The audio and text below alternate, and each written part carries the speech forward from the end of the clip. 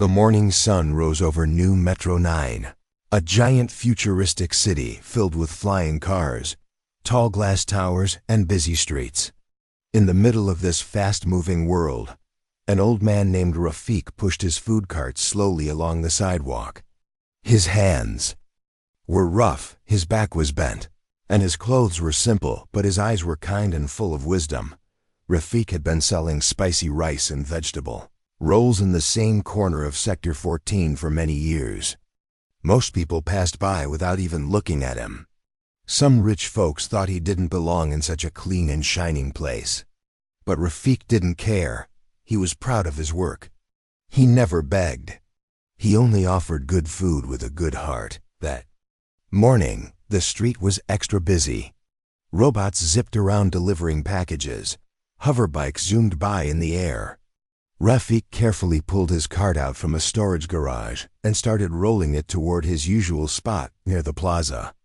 But just as he turned the corner, something happened. A shiny black luxury car floated slowly into a parking space right next to the path. It was long, low, and sleek, covered in glowing lines and golden trim. A woman sat inside, wearing dark glasses and a shiny white suit. Her name was Miss Lana, a rich and proud businesswoman known for her cold attitude and expensive tastes. Rafik didn't see the car in time. As he turned his cart around the corner, the edge of it scraped the side of Miss Lana's car. A soft "shek" sound followed.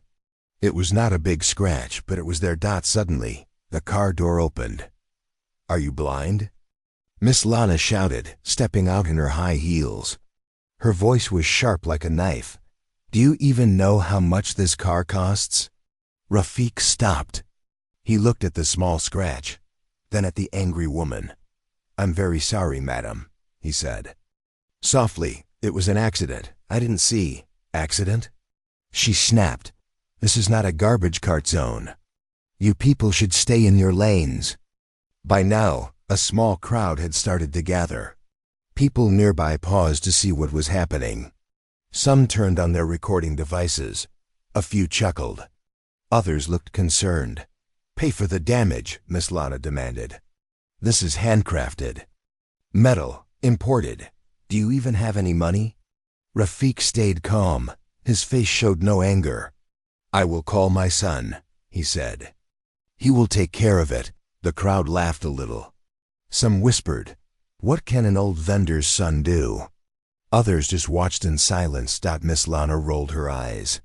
"Fine, call whoever you want, but someone's paying for this." Rafik slowly reached into his pocket and took out a strange wrist device. It didn't look like any common phone or gadget.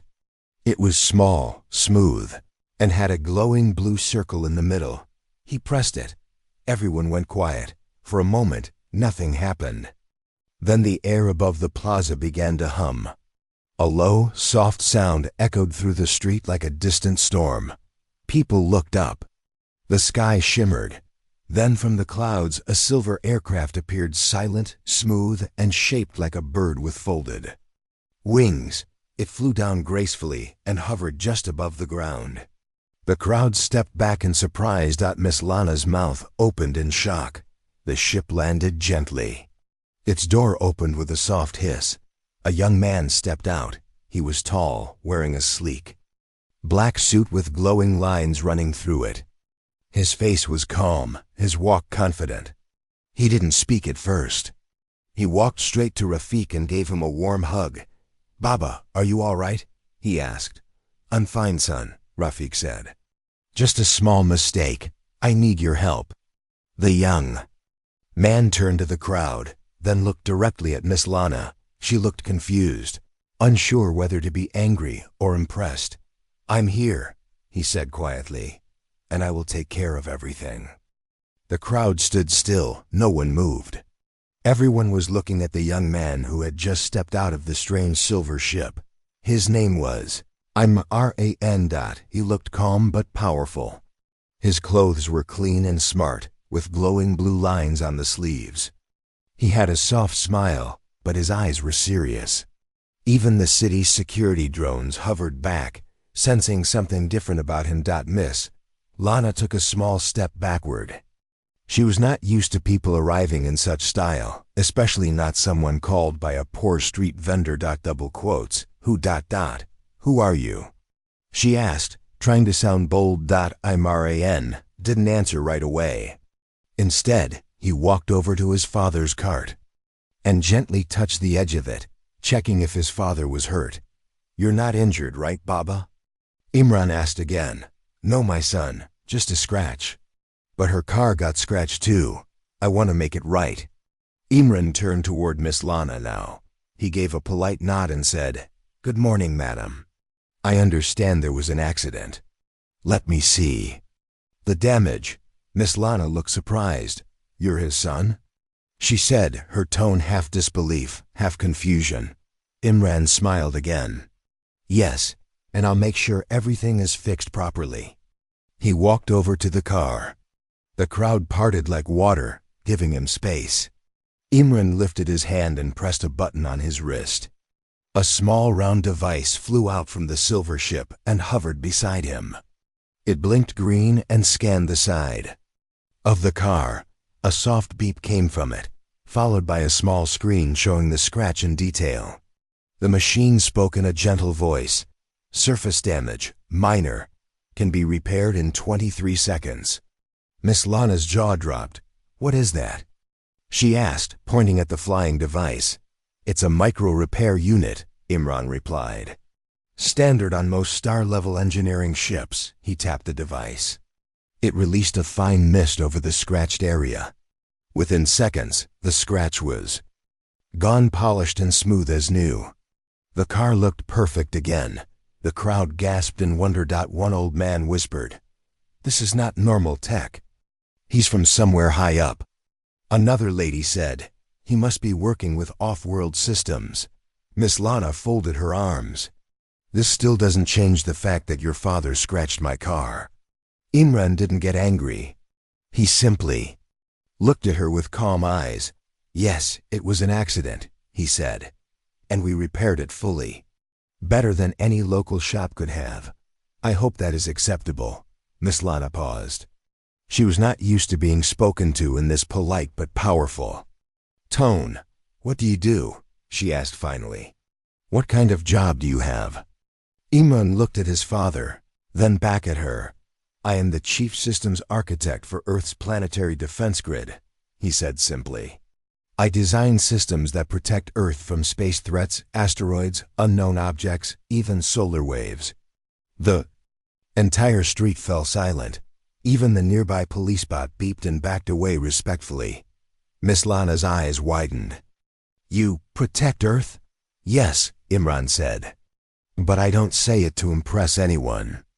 I say it so you understand no matter how far I go or how high I rise, my father is still my root. I came the moment he called. The crowd began to nod. People looked at Rafiq with new eyes. This simple old man had raised a hero. And yet, he still pushed his food cart every morning. Miss Lana's voice was softer now. I didn't mean to insult. Rafiq stepped forward gently. You were angry. That is natural. But remember, one's true worth is not always in the clothes they wear or the car they drive. Imran nodded. Exactly. Everyone has value. My father taught me that. The crowd started to clap, first slowly, then louder. Some people had tears in their eyes. Others recorded the moment on their devices. Miss Lana stood quietly, not knowing what to say. Rafiq turned to his son. Thank you, Beta. Now go. You must be busy. Imran smiled. Not today, Baba. Today I stay with you. The plaza of Sector 14 was still buzzing with shock and whispers. People were not sure what surprised them more, the strange silver ship that had landed without warning, or the fact that the old street vendor's son was someone so important. Rafiq stood calmly by his cart, wiping his hands with a cloth. He looked proud, but not proud in a loud way. It was quiet, peaceful pride, the kind that didn't need to be shown off. Imran stood beside him like a guardian, tall and strong. His simple black suit with glowing lines looked expensive but clean. Nothing about him seemed fake or arrogant. Some people started coming closer. A young man with a camera asked, "Sir, is it true you work for Earth Defense?" Imran nodded. "Yes, I help design protection systems. But I'm not here for work. I'm here for my father." Miss Lana stood at a distance, no longer angry. She looked thoughtful now. She had never been spoken to with such calm strength before. And she had never imagined that someone like Rafiq, someone she thought was just another poor vendor, had a son like Imran. The silver ship behind them hummed softly, its surface smooth like water. Children pointed at it with wide eyes. One small boy asked his mother, "Is he a space soldier?" His mother smiled and said, "Something even better." Imran turned to his father. "Baba, do you want a rest? I can take you home." Rafiq shook his head. "No, beta. I still have work to do. People will come soon for breakfast. They depend on me. Let me serve them today." Imran didn't argue. Instead, he walked to the cart and rolled up his sleeves. "Then let me help you." Gasps echoed from the crowd. The man who protected Earth was now standing behind a street food cart, helping his father prepare rice and vegetables. Someone in the crowd whispered, "Look at that. He's not ashamed, he's proud." People started forming a line, not just for the food, but to meet Rafiq and his son. Many smiled. Some said thank you. A few even shook Rafiq's hand and said, "We respect you, uncle." Miss Lana slowly walked toward the cart. She looked at the ground as she came closer. For a moment, she didn't speak. Then, quietly, she said, "I'm sorry, sir. I judged you without knowing your story." Rafiq gave a gentle smile. "That's all right. Sometimes we forget to look deeper." Imran added, "Everyone has a story. My father's story made mine possible." Miss Lana nodded slowly. She took out a silver card from her purse and placed it on the cart. "Please use this. It's a business donation card. It has credits more than enough to replace your old card if needed." Rafiq looked at the card but didn't touch it. "I appreciate it," he said softly. "But I don't need a fancy card.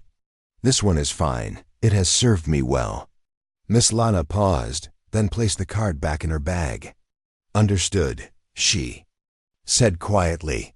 The crowd continued to grow.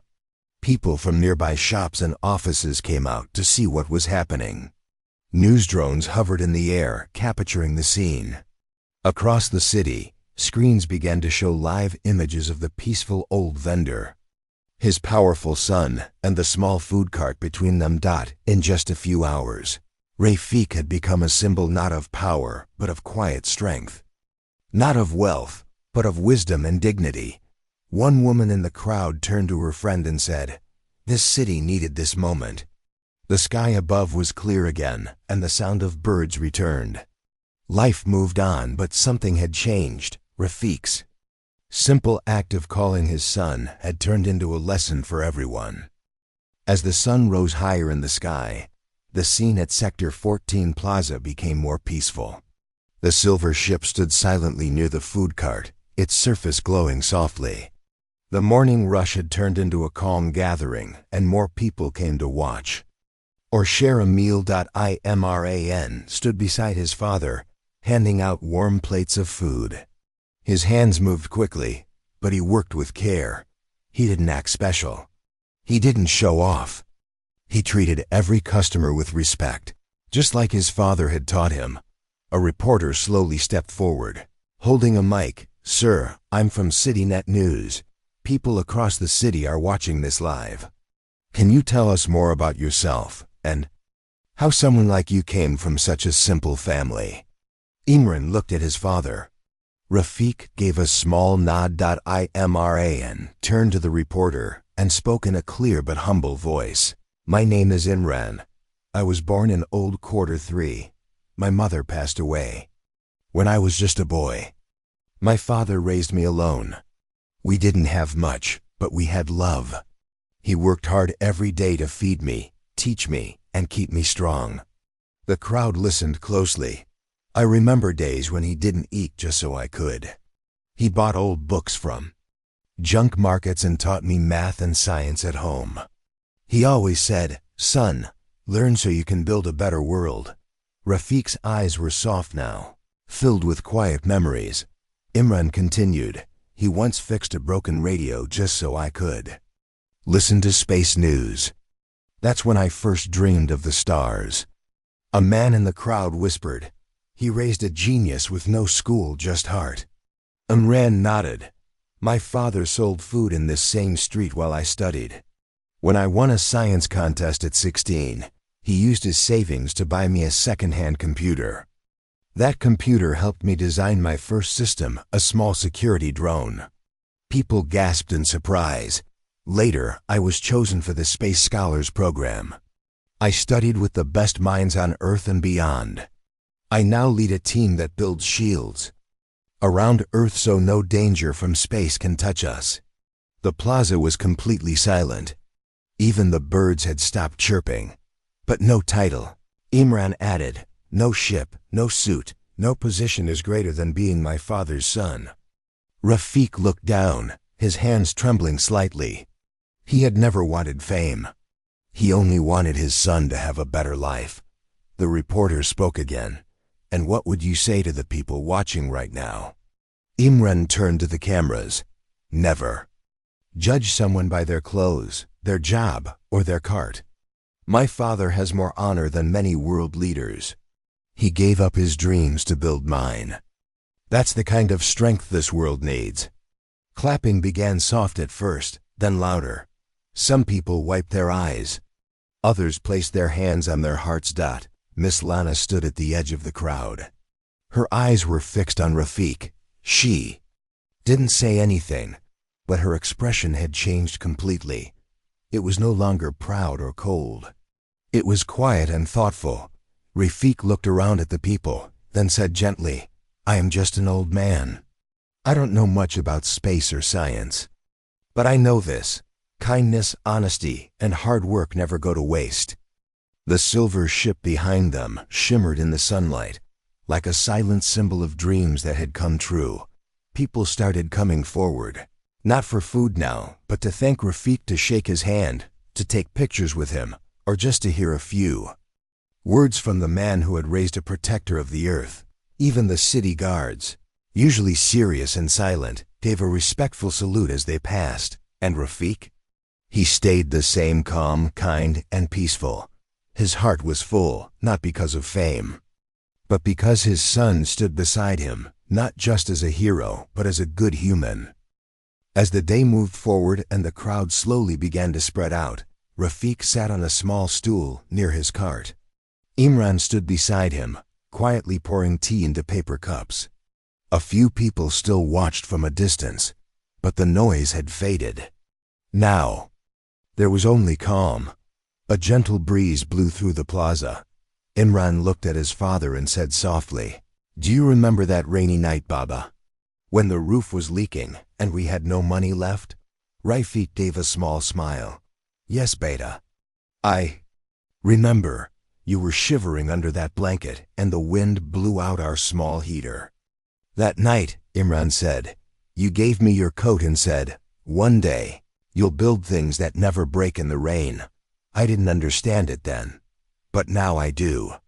Rafiq nodded, his eyes looking far away into the past, years ago. Rafiq was once a young man full of dreams. He had studied mechanical design in an old engineering college. He loved machines, especially small gadgets. His hands were always fixing or building something. He dreamed of opening his own workshop one day, but life changed. After his wife passed away suddenly, Rafiq was left with a baby boy in his arms and no savings in his account. The workshop dream was closed forever. He made a choice. He sold his tools, his books, and even his old motorbike.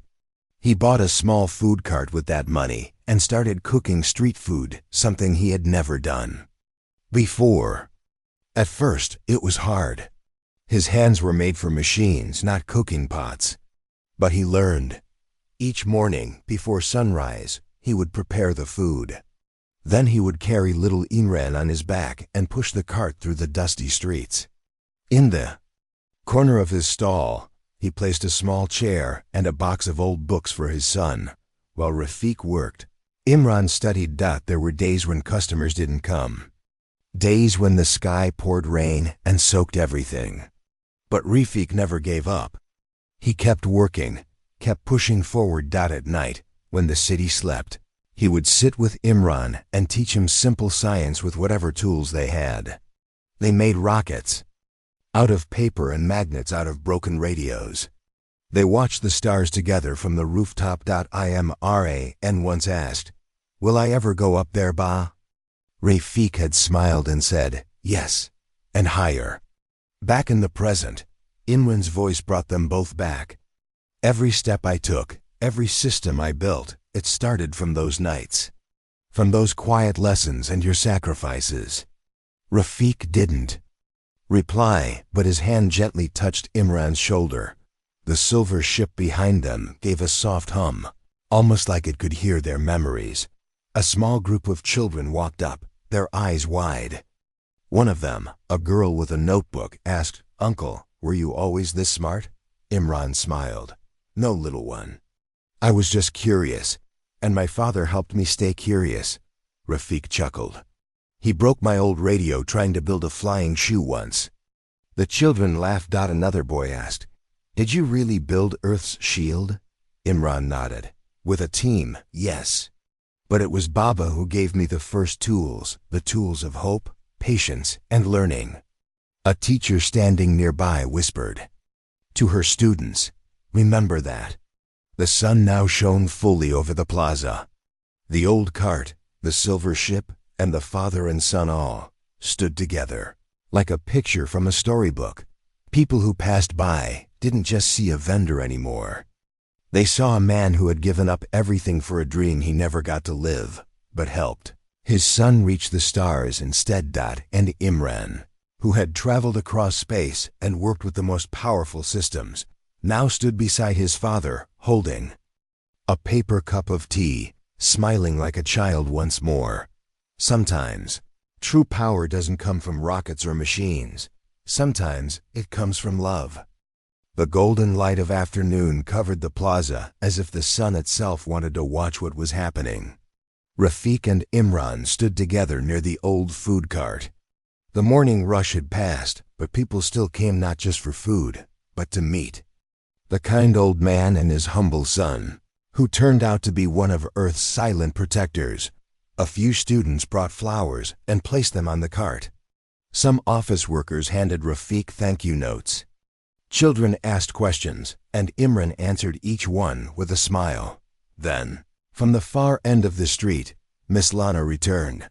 She walked slower this time, her eyes not proud but thoughtful. Her fancy heels made soft sounds on the stone tiles. She stopped a few steps away from Rafiq. "I was wrong today," she said softly. "I let anger speak first. I judged without knowing. I'm truly sorry." Rafiq looked up from the cup of tea he was holding. He smiled gently. "It's all right. Sometimes life teaches us through small accidents." Imran stepped beside his father. "We all make mistakes," he said. "The important part is learning from them." Miss Lana lowered her head a little. "I thought I knew value. I thought luxury and power were everything. But seeing your bond, your story, it made me think." The crowd was quiet again. People listened closely. "Would you like to know what true power is, Miss Lana?" Imran asked, not unkindly. She looked up. "Yes." Imran gently touched the old food cart. "It's this. This old cart fed me when there was nothing else. This man, my father, gave me courage when the world gave us nothing. He didn't raise his voice. He raised a human." Miss Lana's eyes filled with silence. Rafiq added, "Kindness is power. Patience is power. Respect is power." A small girl in the crowd clapped, and slowly others joined. Miss Lana nodded. "You're right. I never learned that in my world. I always thought money gave strength. But now I see character gives real strength." Then, in front of everyone, she did something unexpected. She took off her shining white gloves, placed them in her bag, and folded her hands in respect toward Rafiq. "I hope one day," she said, "my own children will see me the way your son sees you." Rafiq's eyes softened. "Then give them love. That's where everything begins," Imran smiled. "The world is not changed by big machines alone. It's changed by small actions, small moments, and quiet hearts." At that moment, something gentle filled the plaza. No wind, no sound, just a deep feeling that something good had been planted in the hearts of many. A boy standing near the food cart said, "Sir, can I ask something?" "Of course," Rafiq replied. "Are you proud of your son?" Rafiq looked at Imran, who now stood tall and calm beside him, but still with the same soft eyes he had as a child. "Yes," Rafiq said. "I am proud, but I am also thankful." He remembered where he came from. Imran added, "And I will never forget." Just then, a light chime came from the silver ship. A voice from inside said, "Incoming call from command base." Imran checked his wrist and smiled. "They want me back soon, Baba," Rafiq nodded. "Duty calls, always serve with honesty." Imran gave his father a tight hug. "I'll return soon. Maybe next time I'll bring the whole team." Rafiq laughed. "Make sure they bring their own cups. I don't have enough." The crowd laughed too. Imran stepped back, waved to everyone, and walked toward the ship. As the silver door closed behind him, the aircraft lifted gently into the sky, leaving behind a soft trail of light. Everyone looked up as the ship disappeared among the clouds. Back on the ground, Rafiq adjusted his cart, wiped the counter, and poured another cup of tea. The moment had passed, but the lesson remained. People would forget many things, but they would not forget the quiet vendor, the humble son, and the simple truth they had shown the world. That respect is not earned by wealth, it is earned by heart. The next morning, Sector 14 was quiet again. The silver ship was gone. The crowd had faded. But the memory of what happened still lived in people's hearts. News channels showed clips of Rafiq and Imran on every screen. Some called it the Day of Respect. Others named it the vendor who taught a city. But Rafiq, he was the same. He woke up early, just like always. He prepared his food with the same love and care. He wore the same simple clothes. And he pushed the same old cart through the narrow street with steady hands and a peaceful heart. When he reached his usual spot, something unexpected was waiting for him. A group of city workers stood beside his corner. They were smiling and pointing to something covered with a large silver cloth. One of them stepped forward and said, "Sir, we were told to wait for you. Your son left something behind." He said it was a gift. Rafiq looked confused. A gift? The workers slowly pulled the silver cloth away. Underneath it stood a brand new food cart, sleek, shining, and built with smooth metal and glass. It had small solar panels on top and a built-in heater. There were digital buttons for temperature control and a tiny screen that could show the menu in different languages. Everything was clean, easy to move, and beautiful. On the front, in neat golden letters, it said, "For Baba, from Imran." The workers stepped aside, letting Rafiq come closer. He touched the cart gently, as if it were a dream. His old cart stood beside it, scratched and rusty, but full of memories. Rafiq looked between the two. He didn't speak right away. Then he said softly, "This is too much." A man in the crowd said, "You gave your son the world. He just gave a little piece back." Another voice added, "You deserve it, uncle." Rafiq smiled slowly. He turned to the workers. "Please help me push this to my usual place." They nodded, and together they moved the new cart forward. As he began setting up, more people started to arrive. Some were from nearby shops. Others came from far parts of the city. A few were students who had seen the story online. They all wanted to meet the man who raised a protector of Earth. A boy came forward and gave him a small card. It had a drawing of Rafiq and Imran standing together. "Thank you for showing us how to be good," the boy said. Rafiq's eyes became misty, but he smiled. Then, a familiar face appeared, Miss Lana. She walked slowly, carrying a small plant. In a white pot. It had tiny green leaves and a single blooming flower. "I thought you could place this on your new cart," she said, gently placing it near the corner. "It's a sign of peace." Rafiq accepted it kindly. "Thank you." Peace grows from small things just like this.